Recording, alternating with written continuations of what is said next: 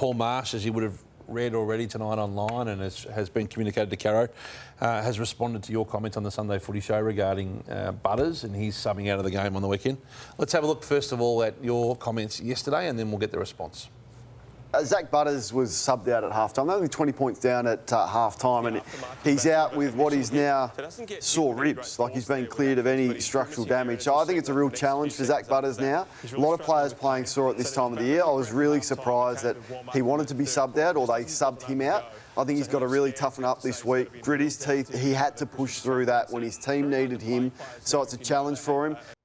A strong response tonight from Paul Marsh, the AFLPA. He said Zak was voted the AFLPA's most courageous player by the players, and he, Cornes, went on TV on Sunday and said basically he was soft and he shouldn't have got off the field, Marsh said. That crossed the line in my view. My issue, Marsh says, is the game takes too many chances with player health and safety. Do you stand by what you said about Zak Butters being part of the decision to take him off and not being strong enough to push through it? Yeah, well, I spoke to Paul for probably 10 minutes today, so we had a good conversation. I really appreciated him ringing me, telling me that he was going to go public with his concerns over my comments. He thought they were irresponsible. He thought I questioned Zak Butters' courage. I don't think so, Hutchie.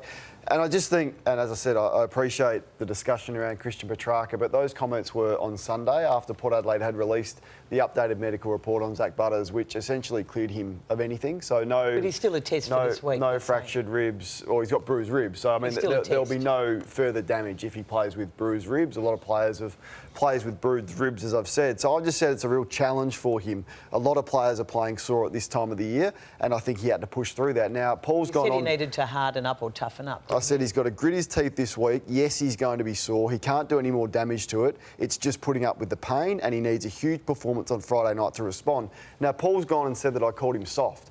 So Paul's got to be really careful with putting words into my mouth that I didn't say. He said on the phone that I questioned his courage. I said, Paul, I never questioned Zak Butters' courage. I said it's a real challenge for him and he needs to grit his teeth and there's no further damage. Now, that's 2 days after the game when the medical report has been released. If Port Adelaide were really concerned about him, you send him to hospital at half-time. You don't sit him up at the back of the dugout and let him get cold at the Adelaide Oval. If you're worried about him, you send him to hospital, which they didn't do. So you don't think that they made the right duty of care to him or himself in that situation? You think he should have played through that? Well, I don't know. I mean, and I think with bruised ribs, players play through that, is what I was saying. It was a night you put into consideration where a lot of his teammates gave up, and he's a leader of that footy club.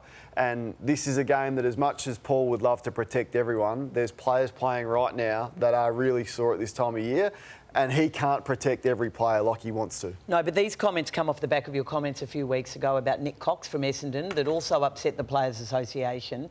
And when you make these comments, and I know others might have sort of gone along with Luke Hodge spoke about it this afternoon. Nathan Buckley spoke about it this morning as well. And he suggested there was maybe something more emotional or mental. I think, yeah.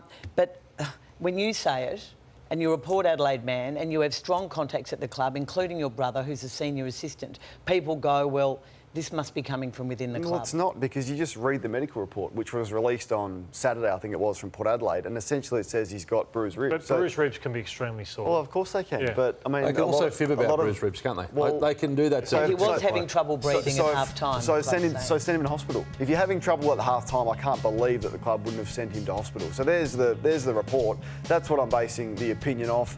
Underwent scans which showed bruising of the ribs. And it ruled out any fracture or injury. Well, that's an issue for the AFL to deal with. If you don't believe that, and if they're lying to us through that... Where I challenge you, Kane, I've never seen anything within Zak Butters other than... Neither have I. This is a tough player. I mentioned that. Yeah. So I agree. You didn't call him soft, but you were. You said he had to play through the pain. Like a lot of players do. Like Scott Pendlebury. It's a harsh comment. Scott Pendlebury played with broken ribs in his 400th game. This happens all. Yes, of course it's harsh, but this is a cutthroat final where your team has essentially given up, and he's the leader of that midfield. And you categorically deny that this is not a feeling that's coming out of Alberton, that there was some disappointment from within the club about Zak. This is, if they're worried about him, you send him for scans at half-time. You don't sit him up at the back of a dugout and let him shake hands with the opposition after the game and get cold at the Adelaide Oval. If you're that worried, like Paul Marsh but Port have said nothing in the last 2 days. They have not come back at you once. Now, players probably want to just get on with it, but I'm just wondering whether you're getting this from the club, because no one from the club has come out. Yeah, well, I categorically deny that. I'm going off the statement that was released that says he's got bruised ribs. And Port Adelaide have released that information. You're sorry you said it? It's public. I'm not sorry that I said it, and I'm just disappointed that Paul has suggested I've questioned Zak Butters' courage and called him soft. So he's got to be really careful not to say things that I haven't actually said. Can you understand how they're disappointing you, though? Yeah, but that's not the first time clubs or the AFL Players Association. It's good to hear from them, actually, the Players Association. It is good, it's nice, because I think they're doing their right job and sticking up for their players. So I'm not disappointed that they've done this. It's what they should be doing, but I still stand by the comments. As much as, and I said to Paul, Paul, no one has said more nice things about Zak Butters in the last 8 years than me. So come to me every now and then when you say really nice things about the players, not just every now and then when you're upset. Oh, come on, Kane, that's being... I mean, I have these conversations with Paul Marsh. He's going to pick up the phone to everyone. Why didn't he pick up the phone? I wonder if he's picked up the phone to Nathan Buckley or Luke Hodge, or is he just coming to me and then running to the Herald Sun and letting Mark Robinson write that column, which shouldn't have even gone to print, really. Let's be real. We think it's interesting. Well, no, I think you're entitled to your view, which you have, and Paul Marsh is entitled to defend his player. Yeah, of course. And Mark Robinson is entitled to publish that. But quite apart from all of this, we do have to talk about the game. Were they too tense? Well, I thought there was warning signs at the start, Caro. Now, this is the vision that perhaps you're seeing now. How do you know? Because you see this vision and they play really well. They look serious. Other teams laugh and are more jovial and more relaxed. I don't read too much into this type of thing unless something changes significantly. Like Collingwood were really happy and then they changed. So you go, there's something there. But this is the counter view of Geelong. They won, so you may draw a line between this. But I thought it was more about them not coping with Geelong's tactics, their pressure, and Port Adelaide froze on the big stage. They walked out like a group of players who haven't won a final for some time. So this bit, start of the game, Butters, that man, wins the first centre-bounce clearance. Willem Drew fumbles the footy. I go, well, that's strange. Willem Drew hasn't fumbled the footy in 5 weeks. Kicks out of bounds. I look at Zak Thatcher, who's been reasonably solid, as much as he's got his limitations. Go back, first minute of the game, drops his head, drops an intercept. Mate, I'm sitting there going, geez, they're not coping with this final and the pressure. So something mentally in the group and then turns it over. And this is my concern. So, it may be Ken Hinkley's last game this week if they go out, Caro, and that's what the Port Adelaide fans want. So you give it to the next coach, who's still going to have to deal with this. Now, these 10 players, and Travis Boak's been enormous, clearly, so I'm only putting him in there because of his age and maybe his last year. But would the others get a game in the other top 8 sides? I'd suggest probably not. So the next coach has to deal with the lack of depth and the lack of talent on this Port Adelaide list. You think it's a fait accompli that he loses his gig if they don't win? I think, that's the feeling. I think if they lose badly, I think if they lose badly, he will go. But I think what Kane is saying, and I agree, he's done a reasonable job with not a great list. That, yep. And their small defenders, Lordo, were among the concerns on the night as the Cats' small forwards ran rampant. They were. I've loved the Port Adelaide Powers last 2 months up until this game because they've been so tough, but they weren't tough early in the game. They just didn't handle it. So this is Lockie Jones early. So Tyson Stengel had a night out. If you're going to go, you must fist that ball into the grandstand. He just doesn't do anything.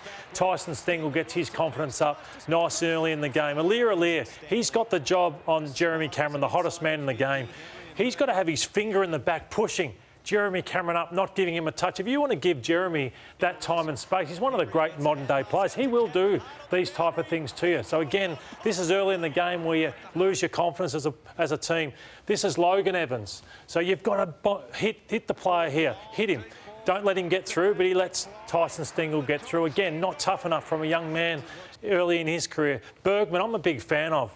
But again, why aren't you goal side? Why aren't you hitting them hard? If you want to do that, you're asking for trouble. But this is worse. Everyone wondered why Henry bobs up. It's because Bergman's still back, just observing. And then this is even worse by Bergman. I'm talking, this is such a brutal game. You've got to be brutal to win finals. And he's just wanted to make it a nice game of football, Hutchie. And this is why they got smacked up by the small forwards. And they're about to come up against the Hawthorn small forwards, who'll do exactly the same if they're not tougher. Exactly. Good vision, Lord. I love you at the Plasma. We're all surprised that Jason Horne-Francis started on the bench. And not for the first time this year, mind you. And when Port Adelaide win, we don't mention it. When they lose, they might say, well, you're critical, but we've done it all year. But this is round 9. When they played Geelong, they kicked the first 8 goals and Horne-Francis was involved in everything. So this day he started as a half forward, came up to the stoppage. Geelong didn't know what to do with him. So I think that's the last time on Thursday night we'll see Jason Horne-Francis start on the bench. And the midfield of the Cats, there was Dangerfield and Holmes were a double punch, but they managed Dangerfield super well. So he hasn't played a lot of footy. They got him right. And then even the management of Holmes, who's played most of the year as a halfback. Yeah, Holmes has just elevated himself into an A grader now, so full credit to him. And The thing about it, I'm only showing Holmes and Dangerfield here, but sometimes you can look, everyone's saying, how slow did Western Bulldogs look, or how slow did these, but the thing about it, I know you want to talk about Holmes, such as their ball movement is that good, Geelong, that it also makes other players look quicker. Well, I think they moved the ball so quick the other night, and this man, Dangerfield, he just set the tone like you would hope Jason would if he started on the ground, and Holmes, you believe he should be tagged this? Yeah, I think if you're going to play against Geelong, Stewart and Holmes are the ones. Holmes was unbelievable, and they're now a genuine A-grader in the game. I think we've sort of seen him as that outside nice player. He's way better than that. Not that long ago, Dangerfield said he has Judd-like traits. Well, you saw that on Thursday night. His first midfield run mid-year didn't go the way they would have thought, but that was an emphatic midfield performance by Holmes, who's announced himself.